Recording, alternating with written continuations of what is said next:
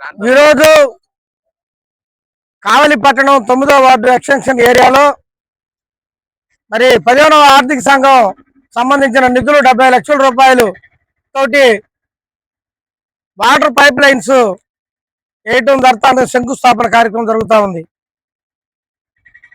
ఈ కార్యక్రమానికి శ్రీకారం చుట్టిన శాసనసభ్యులు దగ్గుమాటి వెంకటకృష్ణారెడ్డి గారికి, కమిషనర్ గారికి, అలాగే వాళ్ళ సిబ్బందికి అందరికీ ముందుగా ధన్యవాదాలు, కృతజ్ఞతలు తెలియజేస్తా ఉన్నాం.